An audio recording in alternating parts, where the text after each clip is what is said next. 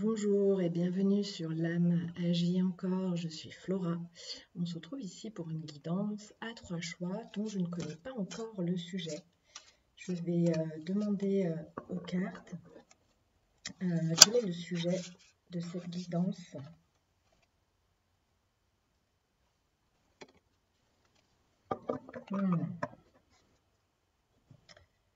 Hop, je vais prendre une carte de chaque tarot. Donc on a un 8 d'épée qui sort, je vous le montre. Donc ici, ça me parle d'aller regarder ce qui me contraint, ce qui me limite. On est à l'endroit des croyances limitantes afin de prendre de la hauteur, de m'en extraire, de m'en libérer. Je vais quand même compléter avec une autre carte, même si déjà ici j'ai une idée assez précise de la question que nous allons poser.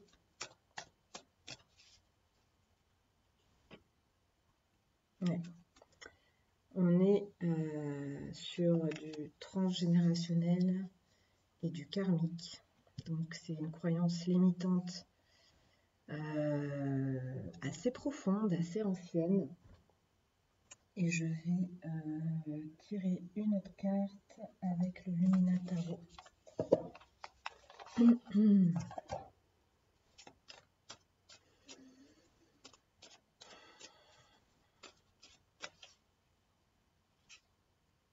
Vous avez cette idée un petit peu. C'est dans le but d'avancer. Donc on va vraiment aller regarder ici une croyance qui nous limite, qui m'enferme depuis très longtemps. Donc c'est sûrement quelque chose dont on a, oui, remarque peut-être qu'on en a très conscience, mais qu'on ne sait vraiment pas comment faire pour passer à autre chose, passer à un autre sujet, s'en libérer. C'est peut-être un sujet dont on a fait le tour, vu qu'il y a quand même la roue de fortune qui sort, donc c'est peut-être quelque chose qui vient vraiment se répéter depuis toujours. Et donc là, on nous propose d'aller regarder ça vraiment dans le but de pouvoir enfin avancer vers l'objectif que l'on s'est fixé. C'est assez intéressant. Allez, bah c'est parti. Avec quoi je vais vous faire choisir? Et ben avec ces 3 cartes, même si les 3 guidances vont résonner sur le sujet que je viens de dire, je te laisse choisir entre ce 8 d'épée,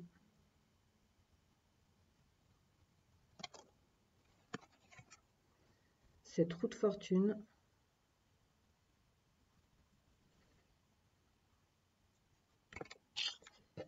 et ce chariot.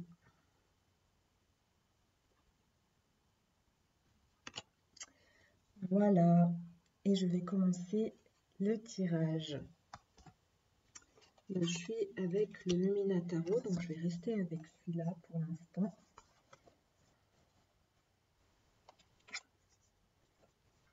Non, je vais commencer avec le tarot cosmique, vu que c'est le premier que je t'ai fait choisir. Je m'en mêle un peu, désolée.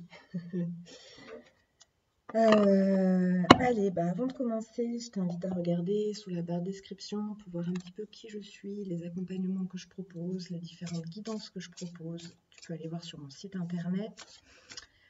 Je t'invite aussi à rentrer dans un échange sur cette chaîne, donc à laisser une trace de ton passage sous forme d'un commentaire, d'un like, d'un partage, d'un don. Voilà. On y va. Alors, la question est: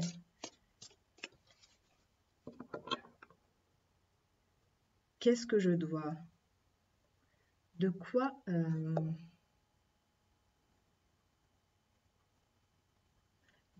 dois-je me libérer? De quelle croyance limitante? De quelle croyance limitante dois-je me libérer pour avancer vers mon objectif? De quelle croyance ancienne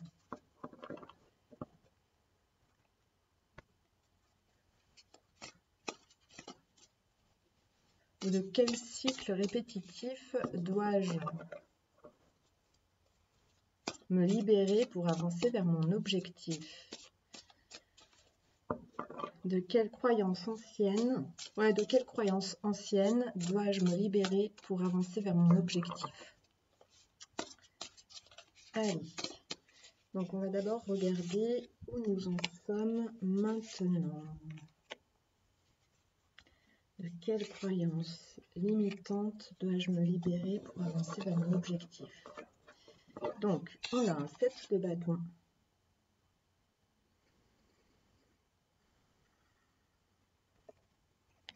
On a un 10 de bâton. Et on a un 3 d'épée.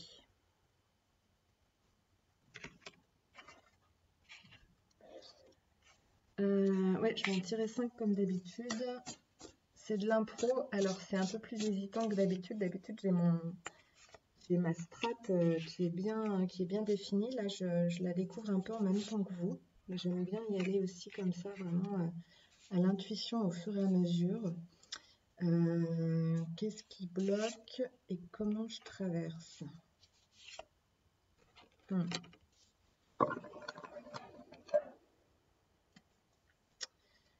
Donc, dans ce qui guérit, c'est la reine d'épée, c'est la clarté d'esprit retrouvée, c'est la capacité à trancher de manière claire dans sa vie, à planifier, à avoir une vision stratégique en fait sur l'avenir. Ça peut être, c'est pour avancer vers mon projet, vers mon objectif, donc ça peut être le fait de définir des étapes, de rentrer dans une planification stratégique de son avenir, de ses projets, afin d'avoir des curseurs pour me voir avancer en fait, prendre conscience que j'avance et pouvoir me réjouir des pas que je fais, des étapes que je franchis.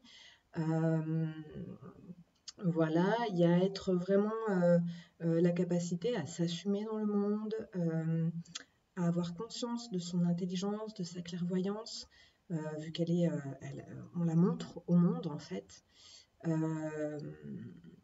Voilà, et puis quelque chose de très affirmé. Alors.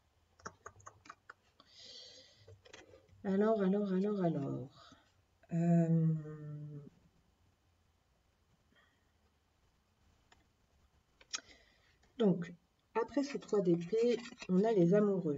Je pense que ce 3 d'épée, il marque l'étape de la libération. Il marque l'étape de la libération. On a les amoureux, ensuite on a un 8 de bâton dans le processus. Donc, on était avec un 8 d'épée. Et finalement, la trajectoire ici, c'est de passer d'un 8 d'épée à un 8 de bâton. C'est assez sympathique, hein. Dans ce qui bloque, c'est le 2 d'épée à l'envers.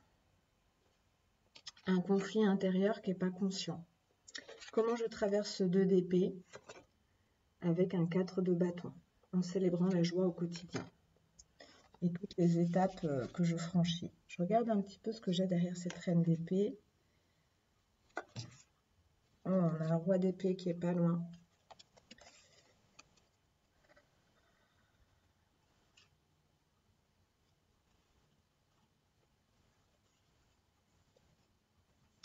Donc je pense qu'ici, on est autour du sujet de l'abondance, du pouvoir de manifester son abondance dans sa vie. D'avoir aussi un retour sur investissement. Et on cherche vraiment comment se choisir, comment s'engager pleinement envers soi-même.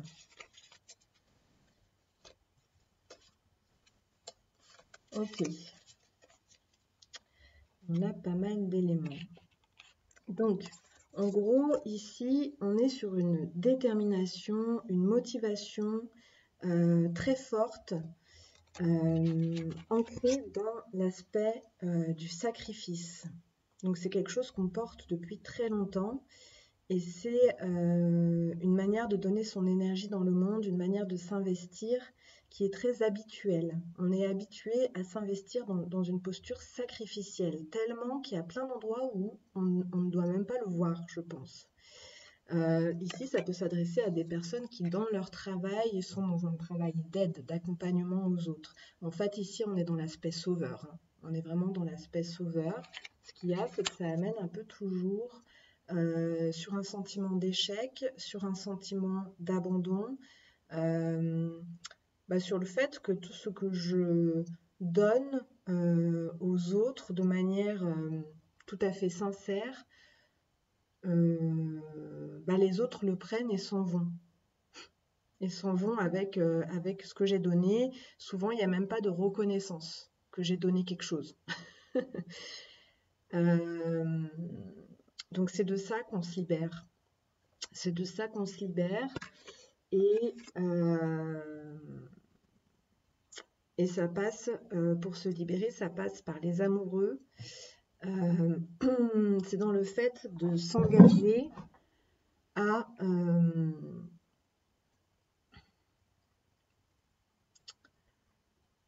devenir son propre compagnon, à se sauver soi-même. Ça peut être toujours dans l'optique de passer par l'autre, mais en ayant conscience que même lorsque je suis en train d'aider l'autre, en fait, ce que je cherche à faire, c'est à me sauver moi-même. Si ça s'est mis en conscience, en fait, c'est OK. Il n'y a pas de perte d'énergie, parce que quand je donne à l'autre, je sais que je me donne à moi-même. Donc, je reçois ce que je donne. Donc ça, il y a de plus en plus de...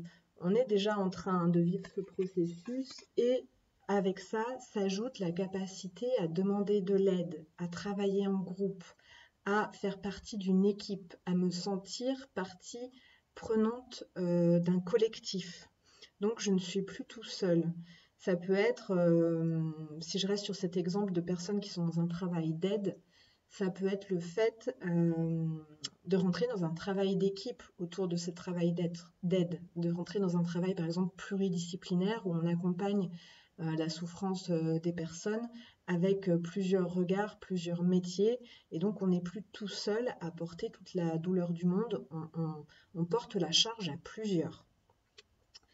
Et on a un aspect créatif qui rentre en jeu parce que du coup je ne suis plus dans cette posture sacrificielle, donc je ne suis plus en survie. Donc je peux rentrer dans une part créative par rapport à mon activité. Je pense qu'ici, ça peut résonner, effectivement, ça peut aussi se trouver dans la posture que j'ai dans ma famille. Donc ça peut résonner en fait dans différents domaines de la vie.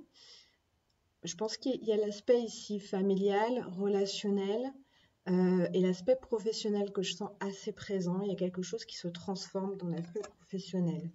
Ce qui bloque là-dedans, c'est un conflit intérieur. C'est un conflit intérieur qui est à l'envers et donc qui n'est pas conscient. Alors, conflit entre quoi et quoi, je ne sais pas trop.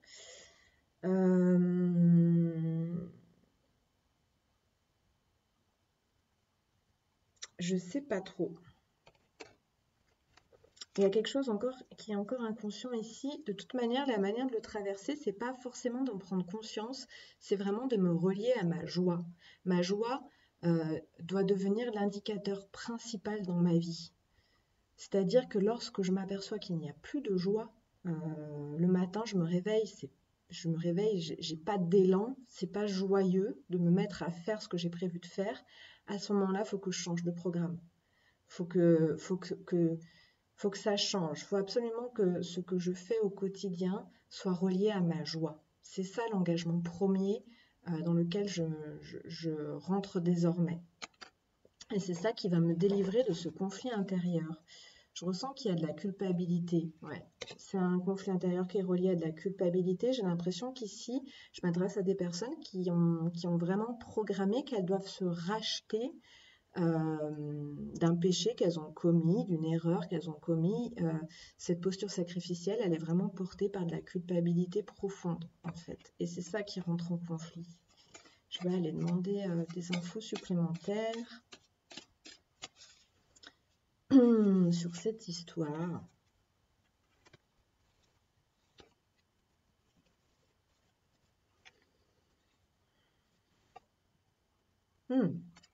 Sympa.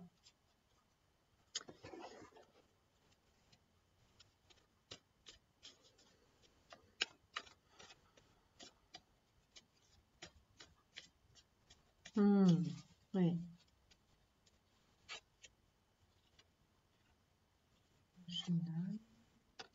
Oh. Oh, très beau. Ok.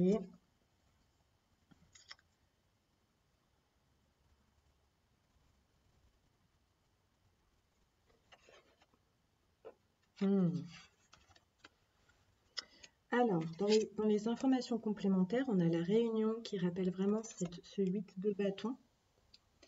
C'est vraiment l'importance ici.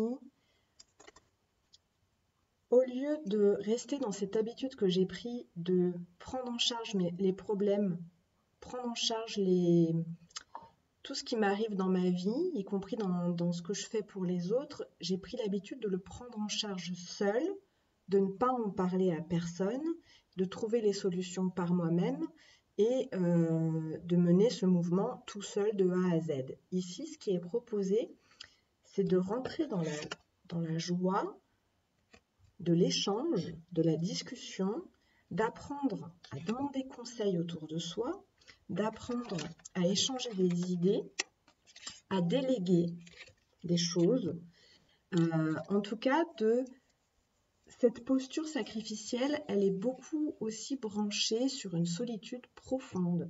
Et ici, ce qu'on nous propose, c'est vraiment de s'ouvrir à la réalité qu'en fait, si je décide de ne plus être seule pour porter ce lourd bagage de sauveur que j'ai décidé d'endosser, une manière de m'en délivrer peu à peu, c'est vraiment de me rendre compte qu'il y a d'autres personnes autour de moi qui peuvent avoir des conseils, peuvent avoir des avis, peuvent même peut-être faire leur part avec ce qu'ils ont à amener eux aussi. Voilà, c'est vraiment s'ouvrir ici à un esprit d'équipe, prendre plaisir aussi, j'entends beaucoup prendre plaisir à l'échange, au partage, à l'échange d'idées, au conseil. Voilà, ensuite on a le carrefour. Ce carrefour, il est sur le 3 d'épée. Moi, j'ai l'impression qu'on va ici revisiter pour la énième fois ce sentiment de trahison, ce sentiment d'abandon, parce qu'en fait, lorsqu'on est dans cette posture sacrificielle où on donne de manière très déterminée pour sauver le monde, eh ben, on s'abandonne soi-même. Et on rejoue ici une blessure ancienne, hein. On est sur du karmique, du transgénérationnel, donc ça résonne certainement sur l'enfance, mais c'est vraiment ancré profondément ici.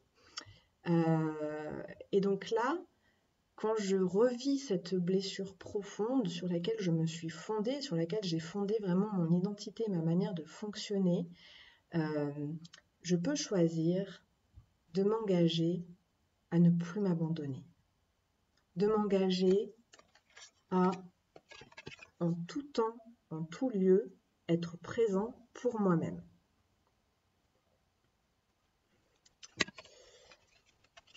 Ça, c'est une décision à établir et cette décision-là, elle m'amène vers la victoire.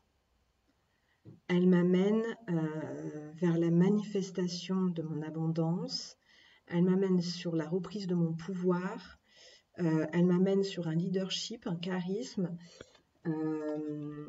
sur une capacité justement à rentrer dans un esprit d'équipe, à travailler à plusieurs, à me sentir portée par l'énergie des autres et à porter les autres avec mon énergie, mais je porte plus tout seul, donc c'est pas du tout la même énergie. Et ici, cette culpabilité, elle est beaucoup reliée sur un masculin qui a été castré, qui a été culpabilisé. C'est-à-dire où j'ai enregistré que quand j'essaye d'avoir du pouvoir sur l'extérieur, ou d'être simplement dans ma dignité, d'être dans mon yang, en fait, dans mon masculin, je vais faire du mal, je vais mal faire. Ça, c'est quelque chose, j'ai jugé mon masculin intérieurement, en fait. Hein. Le masculin étant porter sa vérité dans le monde, agir sur le monde extérieur, s'affirmer dans sa droiture, dans son autorité, dans sa fermeté, établir ses limites, établir ses règles, mes propres règles. Les règles, en fait, hein, ce qu'on appelle le cadre qu'on pose, ce sont mes règles à moi, comment je m'approprie mes propres règles dans ma vie, mes propres règles dans mon quotidien, et non pas les règles extérieures de ce qu'on m'a dit qui était bien, notamment ici, qui correspondent beaucoup à un cadre sacrificiel, en fait, où finalement il n'y a jamais de limite, j'ai pas à écouter mes limites, j'ai toujours à endosser plus. On sort de ce conflit intérieur, et donc là, Je pense que je suis avec des personnes qui, dès elles disent non, ou elles sont dans la fermeté, ou elles établissent leur autorité et leurs limites, il y a tout de suite de la culpabilité qui arrive avec. Ça, peu à peu, on en sort réellement, on retrouve un masculin qui s'établit sans que ça crée un conflit interne. Ouh, elle saute. Et on a ici la corne d'abondance, l'aspect solaire, donc on est vraiment sur ce masculin sacré. Très intéressant, c'est très joli. En plus, ce soleil il tombe sur le 4 de bâton qui parle de la célébration. Et quand je parle de cadre et de règles que je m'approprie, ici, les règles que je m'approprie, c'est chaque jour, ma vie doit être une célébration et une joie. Si je ne suis pas joyeux de vivre, alors je transforme ce que je suis en train de vivre. Je ne peux pas continuer d'endurer ça, je n'endure plus rien. Désormais, ma vie est une joie et une célébration. Elle ne sera pas autre chose. Je n'accepterai pas tout ce qui va à l'encontre de cette joie. Ça sort de ma vie. J'ai même envie de dire, ça dégage. C'est assez fort. En plus, on est avec la reine d'épée. Hein. Donc, très clairement, ça dégage. Et ça, c'est accompagné de l'éléphant. Et je vais aller voir ce qu'on nous raconte sur l'éléphant, mais on parle ici de longévité. Ça me fait un peu bizarre. Longévité.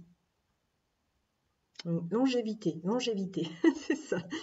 Donc ça me parle de longévité, ça me parle justement d'un masculin qui en impose, ou dans l'affirmation, dans ce que je dégage, dans mon apparence, en fait, on va plus venir m'embêter. Les défenses, elles sont là, elles sont apparentes. Par contre, ce qu'il y a derrière, c'est une grande intelligence, une grande douceur, une grande intelligence de cœur. Je relie beaucoup au cœur, l'éléphant, je le relie beaucoup à l'intelligence communautaire, à l'intelligence du groupe, parce qu'il a des rituels, je crois qu'il fait des cérémonies d'enterrement, hein, l'éléphant. Il y a une relation très belle de filiation également. Je crois que la mère éléphant reste longtemps. Ça me fait un peu penser je connais pas bien les animaux, mais à la baleine, où il y a vraiment, il me semble que c'est les mammifères chez lesquels les petits restent plus longtemps, un peu comme à notre image, même s'ils deviennent autonomes plus vite que les petits humains. Il me semble qu'ils restent plusieurs années vraiment au contact de la maman. Donc je vais quand même aller voir dans le livret, parce qu'ici on est quasiment sur un animal totem finalement qui t'accompagne.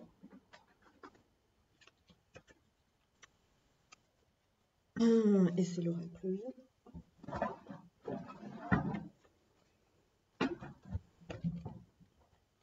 38. C'est la carte 38. L'éléphant. C'est très joli comme processus. Franchement, c'est top. La chance au jeu, mais aussi dans la vie courante. Elle est suivie de la... ces deux cartes ensemble, je pense que c'est très puissant en vrai. Hein. C'est une opportunité à saisir. Une opportunité professionnelle, financière. Une réussite financière. Ouais, il va y avoir un retour sur investissement parce que l'énergie que tu investis dans le monde part d'une posture qui est désormais juste envers toi-même. Donc ça te revient. Donc le monde aussi peut voir tout ce que tu donnes. Tout se transforme en fait. Hein. Il y a vraiment toi qui mets beaucoup plus de conscience que ce que tu envoies dans le monde, c'est pour te sauver toi-même. Quelque part, tu es conscient de ta blessure, tu es conscient que ce que tu fais, en fait, c'est pour toi que tu le fais. Tu es conscient que ce que tu dois sauver à tout prix, c'est ta joie à être vivant, que s'il n'y a pas la joie d'être vivant, il n'y a rien qui mérite d'être vécu, en fait. Dans les grandes lignes, après ça n'empêche pas les événements de la vie, hein, d'accord, mais ta direction désormais au quotidien, c'est de sauvegarder quelque chose de joyeux, quelque chose de vivant. Et ça, en fait, ça t'aide à poser ton autorité de manière très claire. Et à partir du moment où tu poses ton autorité clairement et joyeusement en plus, ça rayonne en fait. ça manifeste, ça se voit. Et du coup, ça te revient. La sagesse et la paix. Voilà, ils disent pas... mais en tout cas, ouais, la manifestation, la sagesse et la paix, il y a vraiment quelque chose qui est désormais apaisé. On va aller voir maintenant avec des petits conseils pour vivre cette libération de cette vieille posture sacrificielle. Hop, l'amitié. Et avec le 8 de bâton et la réunion, on est beaucoup là-dedans. Tu vois, on retrouve des personnes qui sont en équipe, qui sont en groupe. Tu n'es pas tout seul. Il est temps désormais de t'ouvrir à l'échange, à la discussion, au partage. Et ça va te nourrir en fait. Tu vas nourrir les autres vont te nourrir et tu vas plus porter tout seul.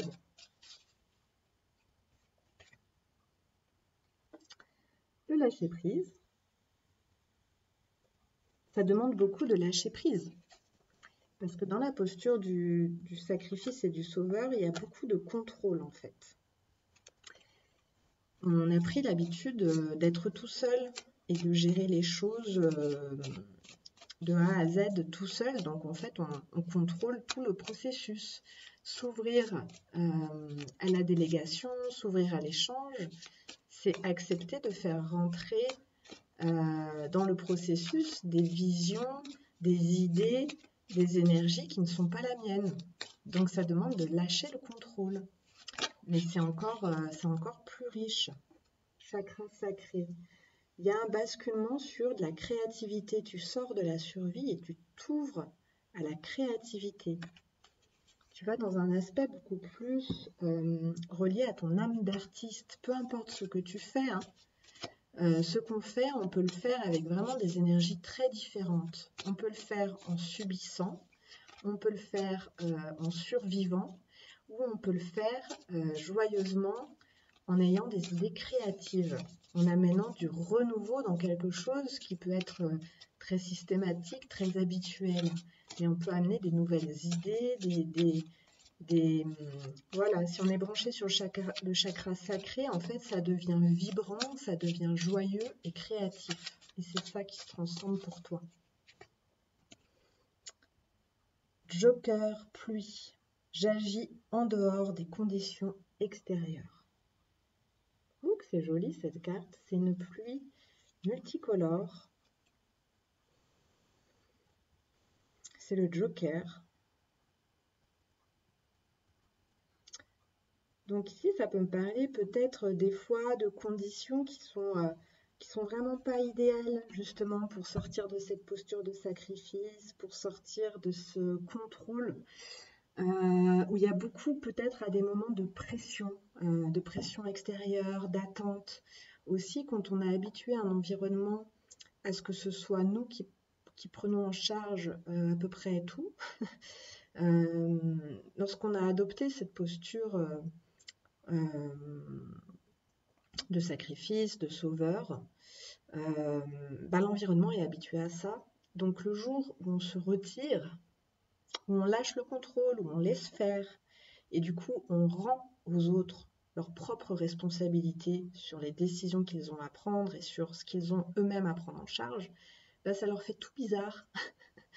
Et il peut y avoir, ça va dépendre comment on s'entoure, mais il peut y avoir des personnes qui agissent sur cette culpabilité justement, hein, qui savent qu'il y a, pas forcément volontairement, hein, souvent c'est beaucoup des comportements inconscients, tout ça, mais qui viennent tirer là à l'endroit de cette culpabilité et en remettre un coup. Donc il peut y avoir comme ça beaucoup de pression extérieure, aussi peut-être un quotidien qui est très chargé, peut-être qu'il y a beaucoup de responsabilités à beaucoup d'endroits qu'on a endossé. Et donc là il s'agit de vous voyez, à l'image de cette femme, peu importe les intempéries extérieures, peu importe les événements extérieurs, il s'agit ici de se retirer et de privilégier toujours cette paix intérieure. Et les moments où je sens que je perds ma paix intérieure, que je perds ma joie intérieure, c'est me retirer et lâcher. sortir du contrôle, sortir de ce que mon mental me raconte, sortir de ce que mon ego euh, a pris l'habitude de faire à ce moment-là. C'est vraiment se retirer là où d'habitude je suis en réaction et je vais direct dans dans la prise en charge et donc dans le contrôle et donc dans le faire. Et là, il y a vraiment une grosse déperdition d'énergie et ça, c'est plus possible en fait. T'es plus OK avec ça. Donc, retour au calme, retour à la paix. Il n'y a rien de plus précieux que ça dans ta vie aujourd'hui, désormais. Et puis, le monde va continuer de tourner. Dire,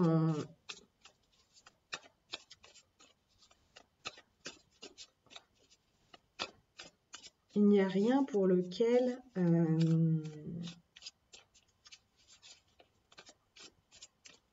comment dire? Comment je peux tourner cette phrase? En fait, le monde peut tourner sans nous. Le monde n'a pas besoin de nous. On peut se faire croire ça, hein, surtout qu'on est dans cette posture. Mais en fait, la seule personne qui a besoin de soi, c'est nous-mêmes. La seule personne pour qui tu es fondamental, c'est toi-même. Donc ici, aujourd'hui, tu apprends à ne plus t'abandonner. Et puis les autres, il y a des moments où tu peux les abandonner et ils s'en remettront. Et même en plus, ils vont peut-être trouver des ressources insoupçonnables qu'ils n'auraient jamais découvert sans toi. Chakra gorge. Je sentais ici depuis tout à l'heure qu'il y a quelque chose autour de l'expression. La vérité. L'expression de ma vérité. Ça se libère. Voilà, je vais terminer avec avec le karma et puis je terminerai avec une partie du corps aussi. Et j'essaierai d'être moins longue pour les deux autres choix parce que j'ai déjà un petit peu été longue ici. La transformation. C'est de mettre, en douter encore. Il y a beaucoup de choses qui vont se transformer et tu vois, ça part du centre. L'environnement va peut-être passer par un moment chaotique. C'est pas grave, lâche, lâche, lâche. Il n'y a que ce centre doré en toi qui est important, qui est essentiel pour toi-même. Et ensuite, ça va se réorganiser. Et on retrouve cette idée de réunion, de 8 de bâton, où tu vois, ça va s'organiser autour de toi selon tes besoins. L'environnement va s'ajuster à toi. Tu es dans un modèle où tu es toujours en suradaptation par rapport à ton environnement. Aujourd'hui, autorise, laisse ton environnement s'adapter à toi, à tes besoins, à tes élans, etc.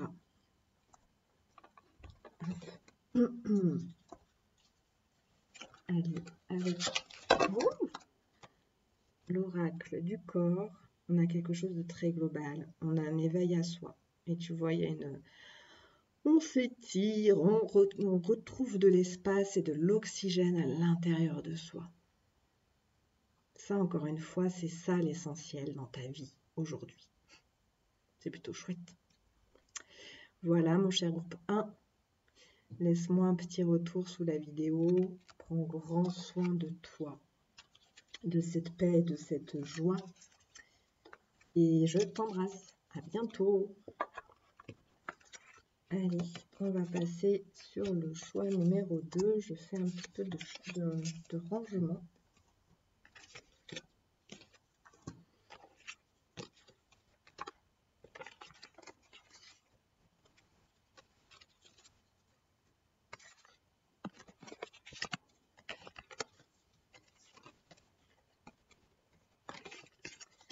On passe sur le tarot des mondes sauvages et inconnus. On était avec la roue de fortune. Ici, hop, la place est un peu limitée. Voilà. Ok, mon groupe 2. De quel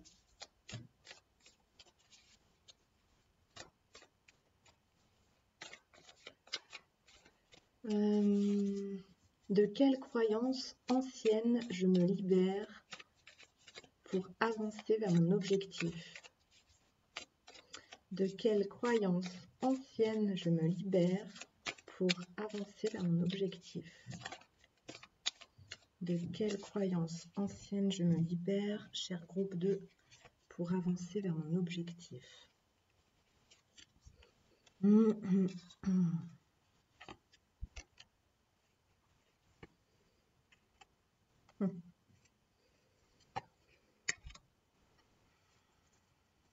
Qu'est-ce qui bloque? Comment je traverse?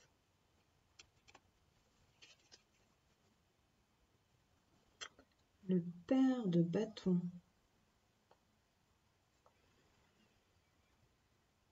Donc ça, c'est ce qui guérit, c'est ce qui se libère. On a un processus de mort dessous. On a une condamnation intérieure.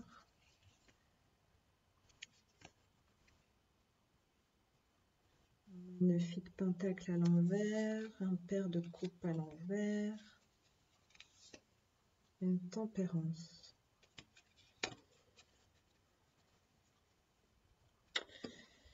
Ok.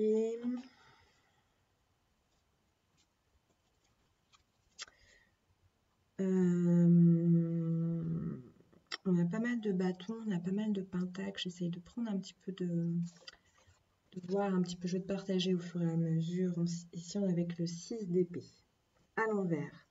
Il y a quelque chose que je n'arrive pas à dépasser.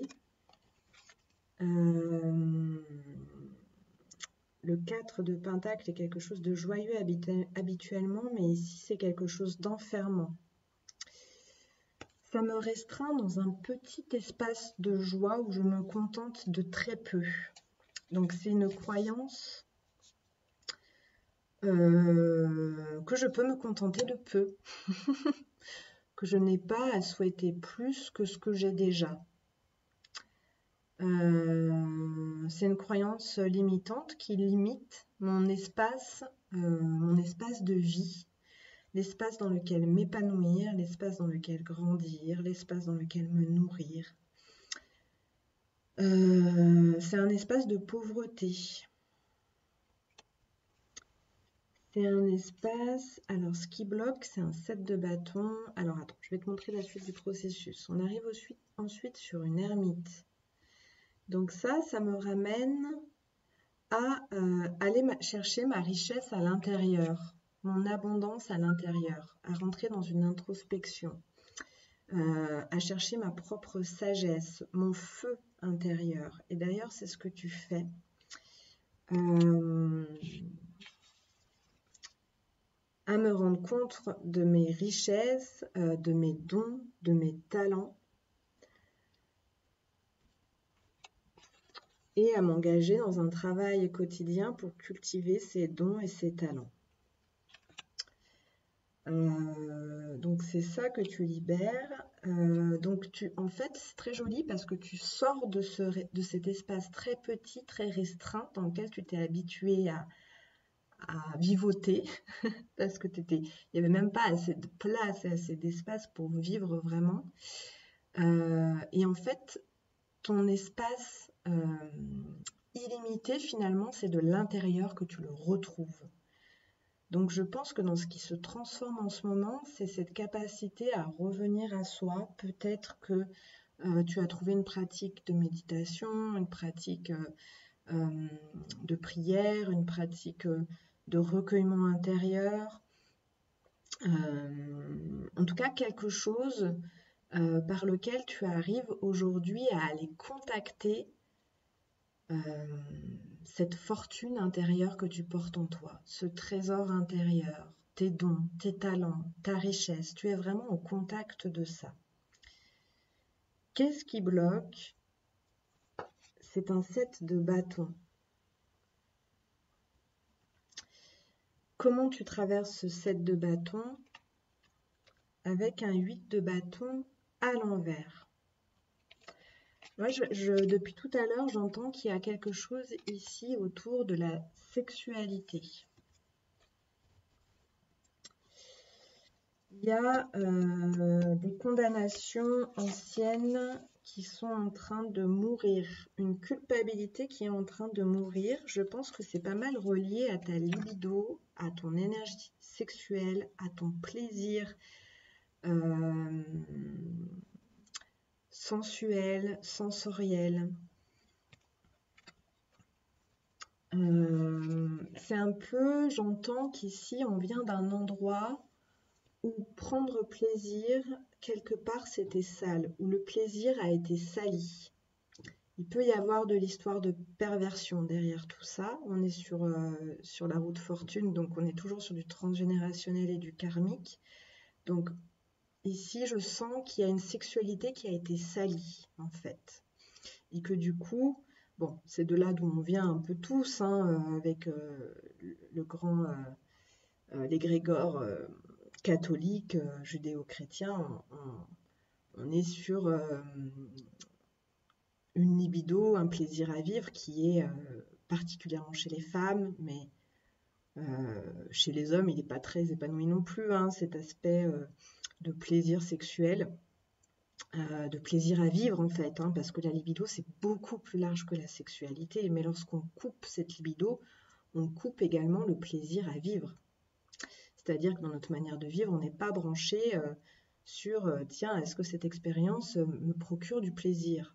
Ça, c'est interdit de se poser la question, hein.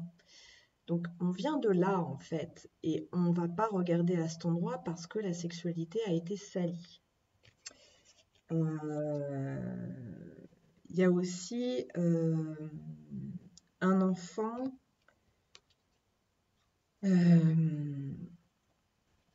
qui a grandi avec un père qui n'a jamais exprimé son amour affectif avec des mots.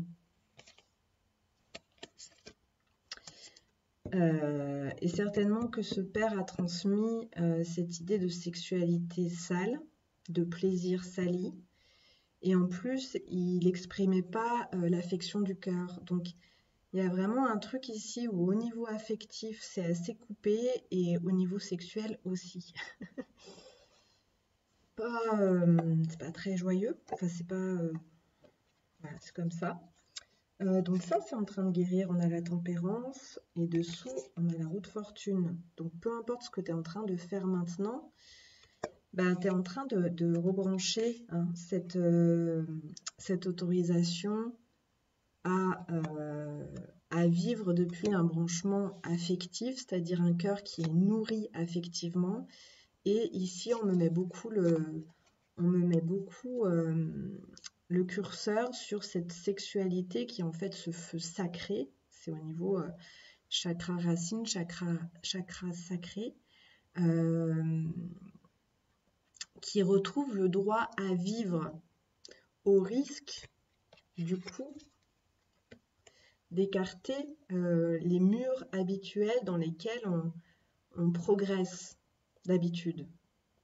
C'est-à-dire que si je suis un être qui est allumé dans mon plaisir, il y a la joie hein, aussi, hein, tout de suite, qui va avec ce plaisir. Quand je suis dans mon plaisir, je suis dans ma joie.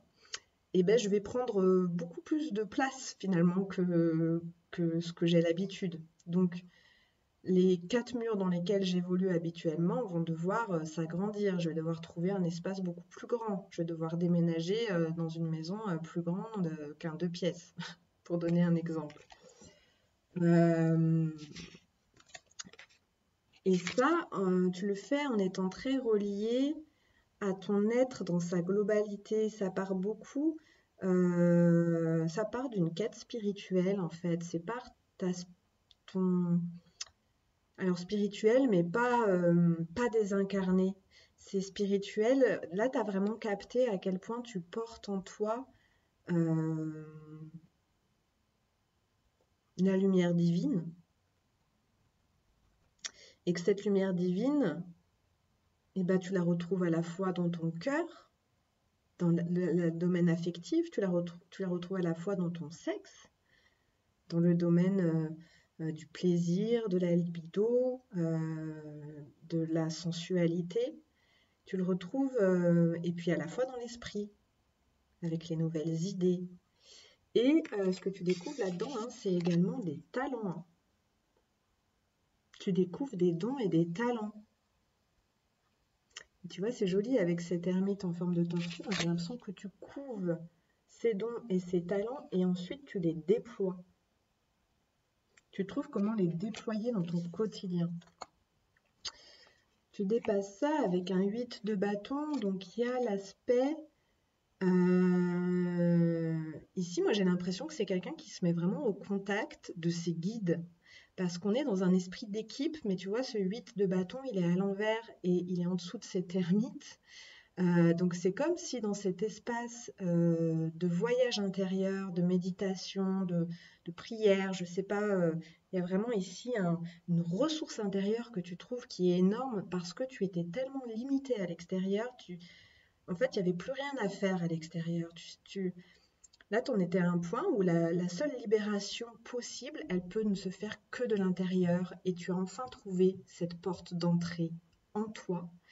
Et tu te rends compte à quel point, ben, en toi, il y a une équipe qui est là, une équipe de guides, les différentes parts de toi, les différents archétypes qui t'habitent, qui t'inspirent.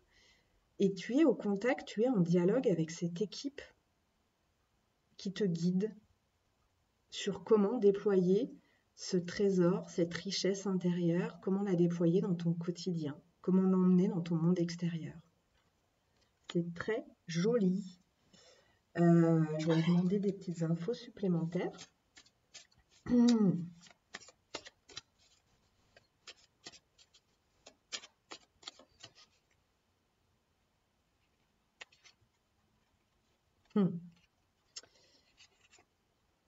Ouais.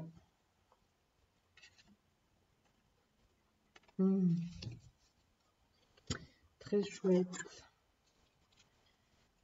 Allez, encore 3 autres.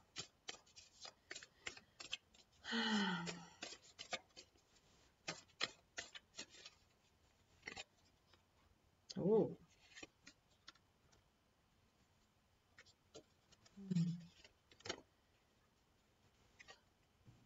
Waouh. Allez, je te partage. Donc, on a le miroir magique. Donc, on a vraiment, tu vois, et aller sur ce 4 de pentacle, cette compréhension que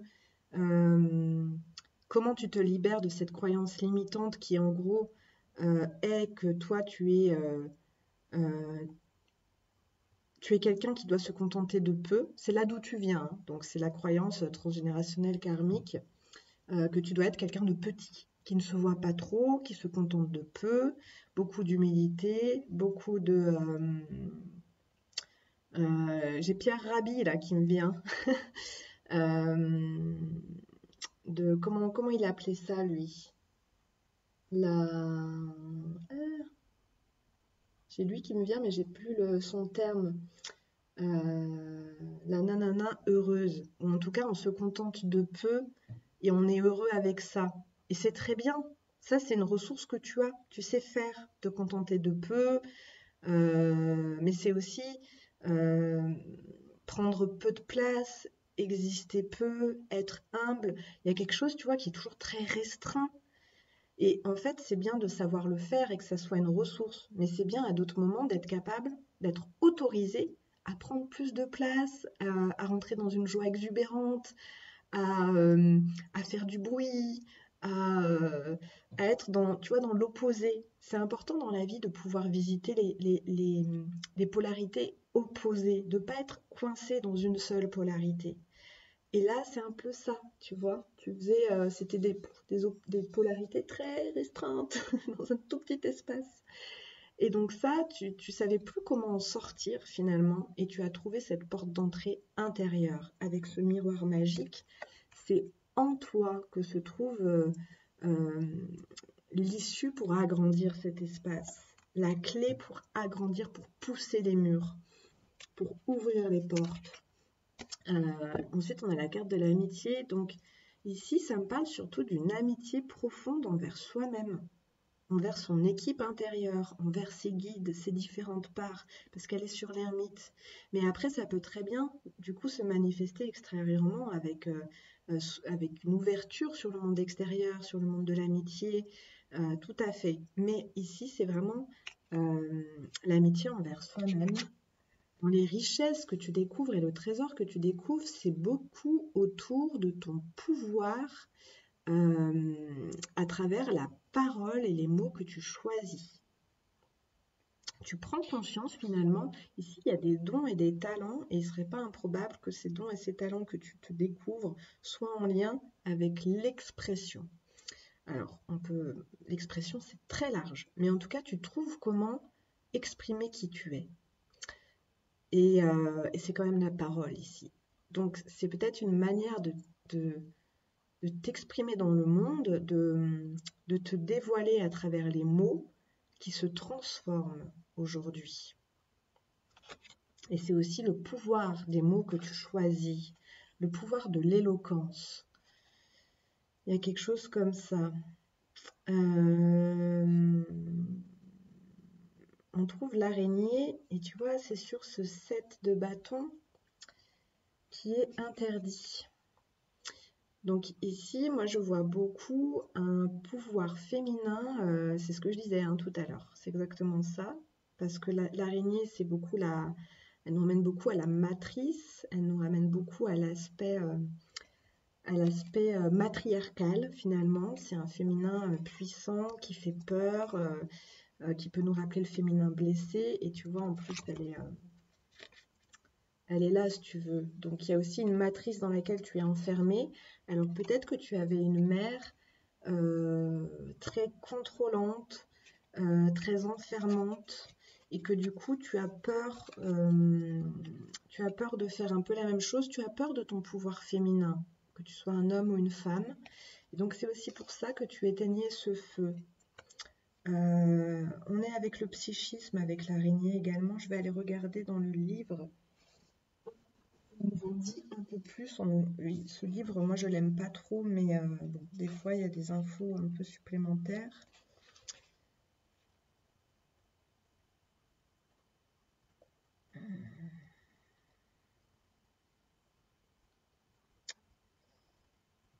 De manière générale...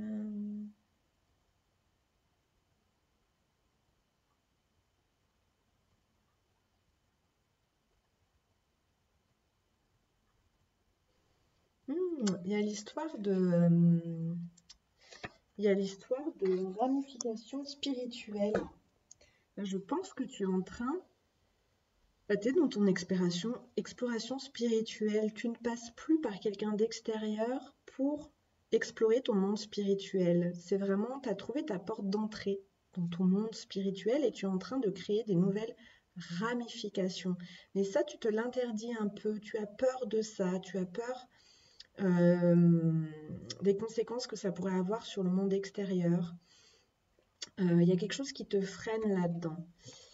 Et donc, peut-être que tu as peur des araignées. 7 de bâton. Il y a un pouvoir féminin, un pouvoir psychique. Et ça, tu le traverses en demandant de l'aide à tes guides. Vraiment. C'est dans ces moments de recueillement, de prière, de questions intérieures, de questionnement, que tu vas savoir comment te frayer un chemin, comment tisser cette toile nouvelle, cette nouvelle matrice. Mais c'est ta propre matrice aujourd'hui que tu es en train de tisser. Tu t'es extrait de la matrice dont tu es issu au départ et tu es en train de créer ta propre toile. Il y a beaucoup l'aspect créateur ici. L'araignée est une grande tisserante, une grande artiste. Elle fait des toiles magnifiques. On a ici la rose, donc ça peut parler, et c'est accompagné de l'argent. Et c'est sur ce 7 de bâton, donc ici, moi, ça me parle d'un pouvoir de manifestation. Et c'est tout de l'intérieur. Toi, tu as trouvé la porte de ton temple intérieur. Trop bien. Et si c'est pas le cas, que ça te parle pas, c'est vraiment une invitation à le faire. Ta porte d'entrée, elle est à l'intérieur de toi. Allez, je vais tirer quelques petits oracles pour terminer. Conseil. les expériences. Expérimente.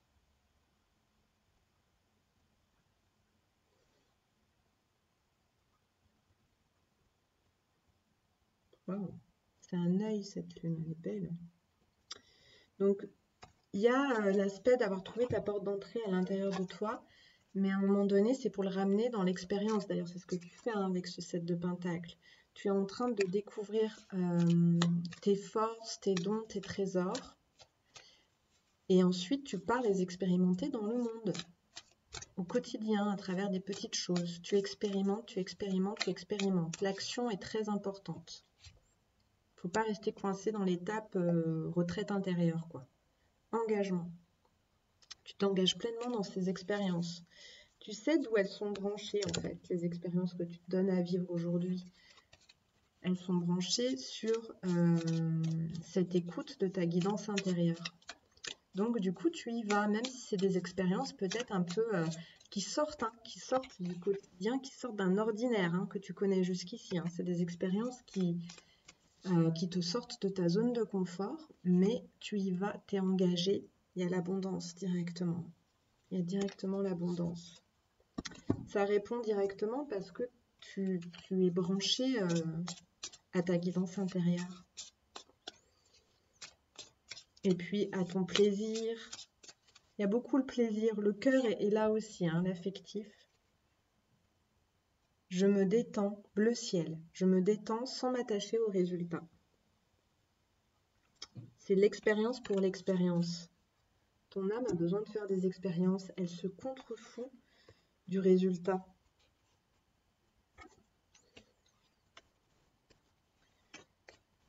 Et tu avances d'une expérience à une autre. Il n'y a pas de résultat à attendre. C'est la même que pour le premier groupe, c'est rigolo. Transformation. Bah oui, tu te libères de cette vieille croyance, de cette croyance ancienne et tu atteins tes objectifs.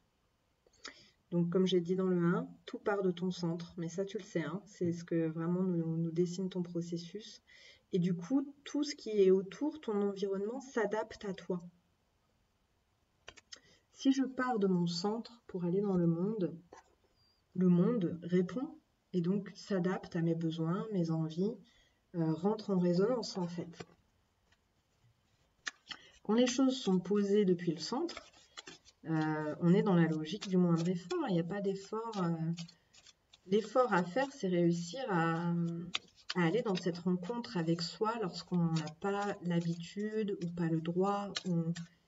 Mais après, quand les choses sont bien branchées, on est branché sur notre élan de vie. Donc, ça ne veut pas dire qu'on ne fait rien. On est dans l'action, mais c'est une action qui coûte peu parce que ça nous met en joie.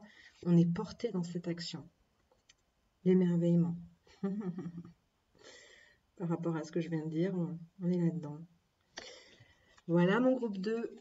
Je t'embrasse. J'espère que ce tirage t'a parlé. Je t'invite à laisser un petit commentaire sous la vidéo pour me faire ton retour. Prends grand soin de toi. Je te dis à bientôt. Et on va aller avec mon groupe 3.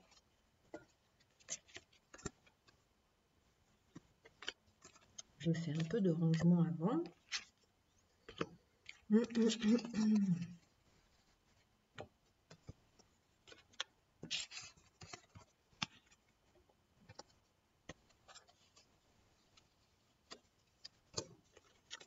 Hop.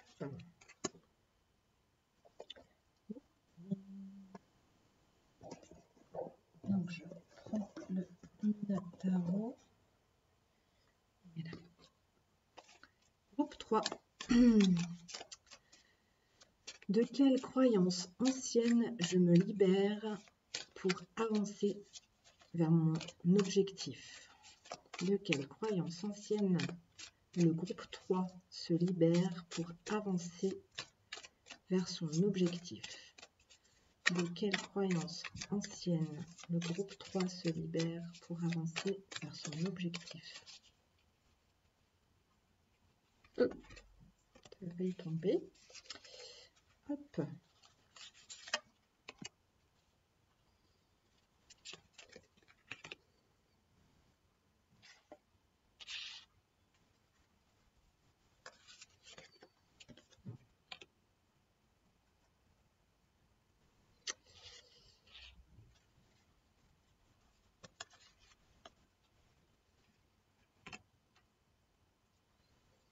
Alors, qu'est-ce qui bloque dans ce processus? Comment je traverse?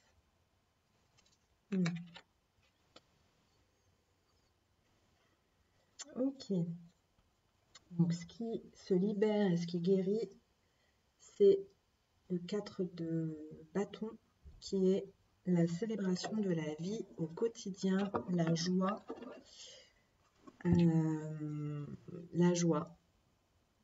La joie dans ma vie au quotidien. Qu'est-ce que j'ai dessous? Une reine de bâton à l'envers, 2 de pentacle, demoiselle de bâton,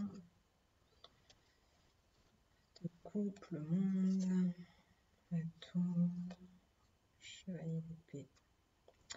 Et on était sur le chariot. D'épée, bâton. Donc ici, je vais aller voir ton processus.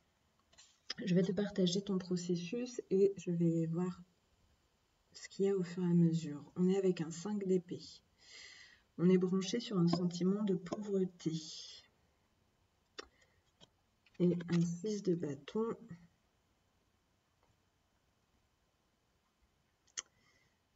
Ça, c'est le fait de se mettre sur la scène de sa vie, d'être dans la victoire. On a 2 cartes très opposées ici. Elles sont aux antipodes.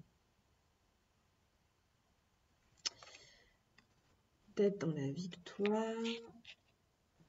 Ok, on a ensuite un 10 d'épée à l'envers, donc une libération qui se peine à se faire. On a ensuite un valet d'épée, une demoiselle d'épée. Demoiselle de coupe, valet de coupe. Dans ce qui bloque, c'est l'ermite à l'envers. Difficulté à retrouver son espace intérieur, à aller à l'intérieur de soi, à être sa propre lumière. Oh, ça y est, j'ai trouvé. J'ai trouvé. Et comment je traverse cette ermite? C'est avec un roi d'épée. J'ai compris. Ok. On est ici avec des personnes qui sont branchées sur le regard extérieur et qui sont enfermées dans le regard extérieur.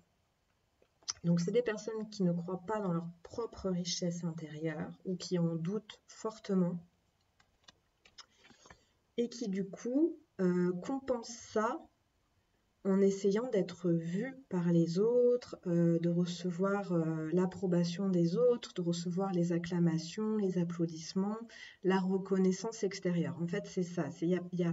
On est ici avec une carence de confiance intérieure qu'on essaye absolument d'équilibrer par une reconnaissance extérieure. Et ça vient de vraiment cette difficulté, alors on va voir pourquoi, hein, peut-être à aller en soi. Donc si je vais jamais en moi, ben je prends jamais conscience de mes richesses, je prends jamais conscience de mes trésors, de mon jardin intérieur, je ne cultive pas mon jardin intérieur, je suis pas au contact de mes guides, de ma guidance intérieure, et du coup, ça je le ramène toujours à l'extérieur. Je me laisse guider par les avis des autres, par leur jugement, à savoir qu'il y a toujours de tout en fait à l'extérieur, hein. Donc, comment je traverse en ramenant ma vérité, ma propre vérité à moi. Comment je retrouve ma vérité? Donc ça, c'est en train de bouger, mais ça peine quand même parce qu'on a ce 10 d'épée à l'envers. La voie ici, c'est beaucoup par la jeunesse. C'est marrant, c'est avec 2 valets, un valet d'épée, un valet de coupe.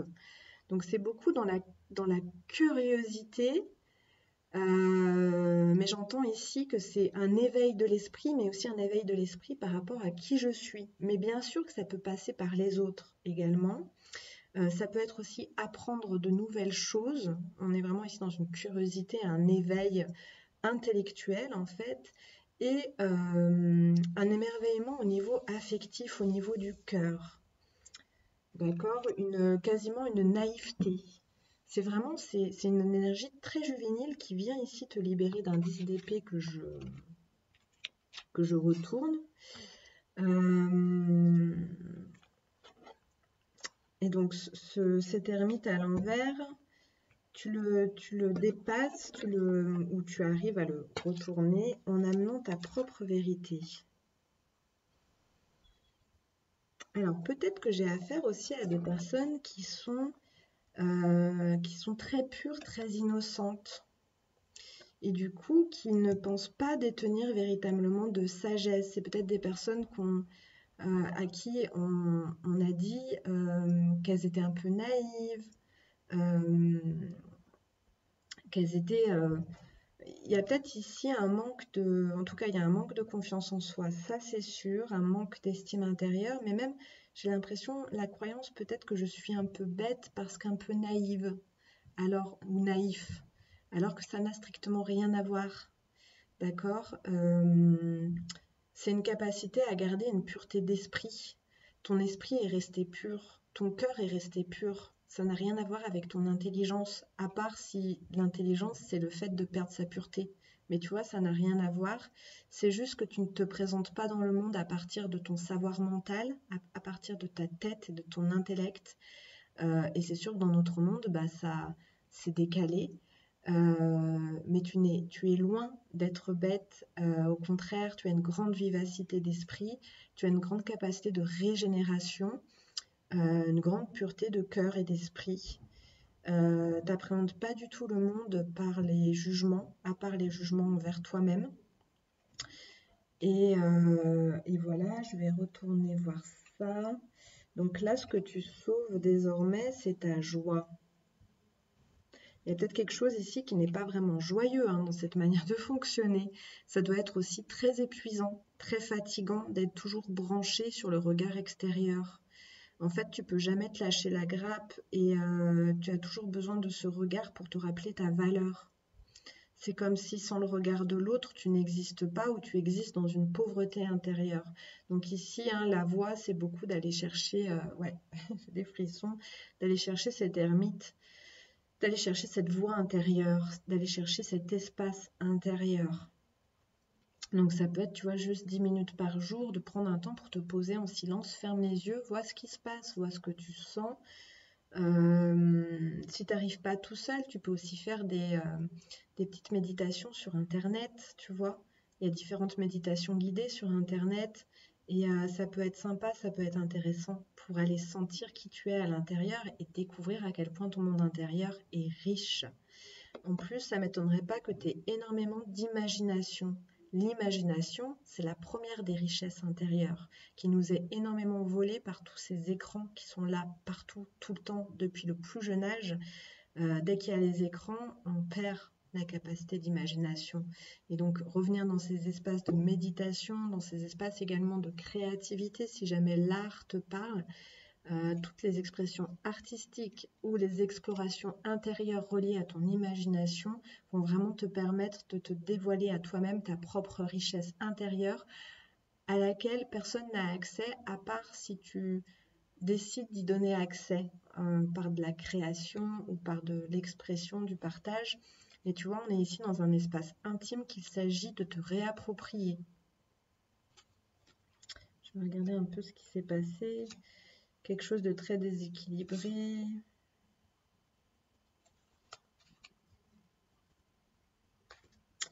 J'arrive pas trop à voir. On est sur du karmique, je pense. Ici, parce qu'on a le monde à l'envers. Chevalier d'épée, reine d'épée à l'envers. 3 d'épée. Amoureux.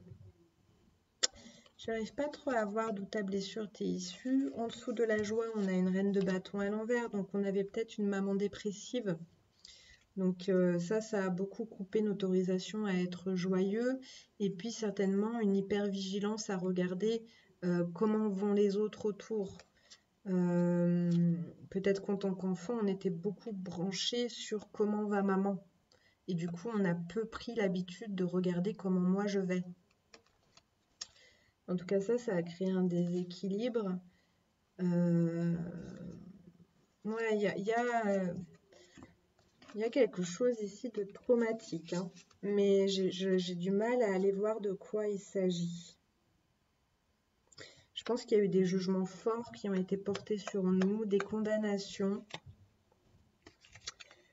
quelque chose d'assez froid, d'assez glacial qui nous a coupé de la source de notre cœur. On a la tour et le monde, donc moi j'ai l'impression qu'il y a notre monde qui s'est effondré à un moment donné. Ça peut être dans du karmique, donc il n'y a pas forcément la mémoire, tout ça est à l'envers, donc c'est pas forcément conscient. Voilà, mais il n'y a pas forcément besoin. On va voir si dans les oracles c'est quelque chose qui ressort. Hop. Alors, nous souhaitons des informations complémentaires sur ce processus de libération et l'atteinte des objectifs de mon groupe 3. Donc, si je reformule, hein, la libération de cette posture que tu adoptes va te permettre de réaliser tes objectifs. Quels sont-ils? Après, ça, je ne sais pas, hein, c'est pas très joli. Hop. Ouais, il y a une métamorphose, hein, qui s'opère. Ouh, c'est joli ça. Ouais.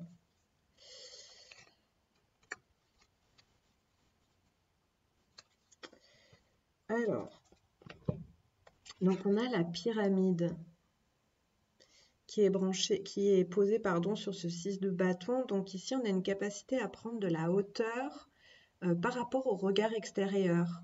Donc c'est à s'élever au-dessus des regards extérieurs en fait. Regardez tout ça de haut. Tu vois ici, tu es sur la scène de ta vie et ici, bah, tu t'élèves au-dessus de la scène de ta vie et tu vois à la fois le public, tu te vois à la fois sur la scène, mais tu as pris de la hauteur aussi sur les enjeux de se mettre en scène et d'être vu par les autres. Tu regardes tout ça un peu de haut et un peu de loin et c'est moins important, c'est moins grave parce qu'aujourd'hui, tu décides d'être avant tout fidèle à toi-même. D'accord ? Et donc ça, c'est une véritable transformation. Il y a une jeunesse retrouvée, il y a une curiosité retrouvée, une naïveté retrouvée, une innocence retrouvée, une pureté retrouvée. En fait, tu retrouves ton âme d'enfant. On est à peu près là-dessus. Dans cette exploration intérieure à laquelle tu t'ouvres, tu vas trouver un cadeau. Et je pense que c'est le cadeau de ton équilibre intérieur. Il y a quelque chose que tu vas trouver que rien ni personne ne peut t'enlever désormais. Et qui va complètement te libérer de cette croyance de pauvreté intérieure. Tu vas découvrir ta richesse intérieure, ton abondance intérieure, mais il y a un trésor qu'on doit te remettre, que tu dois te remettre à toi-même, ou que tes guides intérieurs doivent te remettre. On a ici la réunion et l'homme. Ça peut être une parole que tu portes à partir peut-être de ce cadeau trouvé. En tout cas, moi j'ai l'impression que ici tu vas t'affirmer très clairement. On a ce chevalier par-dessus le roi d'épée. Dans un groupe, dans une réunion de travail, au sein d'un groupe, tu vas porter ta parole, tu vas porter ta vérité et tu vas t'affirmer. Et ça va aussi libérer, ça va aussi te libérer. Alors maintenant, les conseils.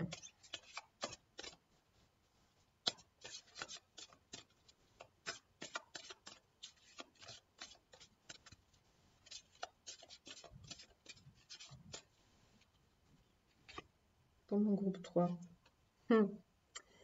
Guide. Il est temps d'aller explorer ton intériorité, d'aller rencontrer ton équipe de guides. C'est peut-être aussi ça la réunion. Tu rencontres ces guides intérieurs et à partir de là, tu poses ton autorité parce que tu es relié à ta vérité. Tu sais qui tu es, tu sais qui te peuple, tu sais de quoi tu es fait, de qui tu es fait, de qui tu es composé. C'est difficile de s'affirmer lorsqu'on ne sait pas soi-même qui l'on est. C'est à ça que servent aussi ces explorations, cette écoute intérieure. C'est savoir ce qui nous compose, ce qui nous habite, le bilan. Il y a un bilan à faire. Moi, j'entends qu'il y a peut-être ici un groupe, alors ça parlera peut-être pas à tout le monde, mais qui ne sait pas trop où il va. Dans les deux autres tirages, il me semble qu'il y avait quelque chose d'un peu plus décidé. Alors, il y a la joie à rebrancher, et en fait, c'est beaucoup la joie hein, qui nous guide vers notre objectif et notre direction. Et pour l'instant, la joie n'était pas vraiment branchée. On n'était pas branché sur notre joie pour avancer dans notre vie, vu qu'on était prisonnier du regard extérieur. Pouvoir de manifestation. Allez hop, c'est parti. Donc tu fais un bilan pour redessiner une trajectoire. En plus, on est sur le chariot ici. Hein. Donc redessiner une trajectoire et un objectif dans ta vie. Il y a besoin de faire un bilan de fin d'étape et de début de nouvelle étape parce que tu es en pleine métamorphose. Et à partir de là, hop, tu rentres dans le pouvoir de manifestation. Oh, bleu canard. Pour développer la confiance en moi, je mise sur la préparation. Voilà, on est là-dessus. Tu vois, la confiance en soi. Donc la préparation, c'est ces moments de rendez-vous avec moi-même pour rencontrer qui m'habite, qui me peuple, de quoi se compose mon jardin intérieur, qu'est-ce qui vibre au-dedans. Récupérer les cadeaux de mon âme, les cadeaux de mon être, les cadeaux de mon cœur. Donc tout ça, c'est de la préparation intérieure. Et ensuite, manifester ce qui est important pour moi. Et donc tout ça, c'est du temps de préparation et c'est comme ça que tu avances dans le monde avec beaucoup plus de confiance en toi parce qu'encore une fois, tu es branché à toi. Quand on est branché à soi, on est dans sa force. On n'a plus rien à prouver. On sait qui on est. Tu vas aussi contacter ta part d'éternité, ton âme. Tu as rendez-vous avec ton âme, avec toi-même.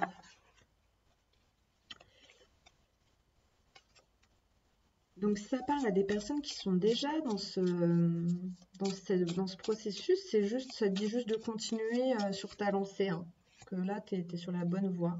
Et l'émerveillement. Elle est sortie pour le groupe 2 déjà. Il y en a quelques-unes pourtant. On est vraiment... Et elle sort souvent en ce moment. Et toi, tu es vraiment avec ça, avec ton valet de coupe, ton valet d'épée. Tu retrouves ta pureté et ton innocence.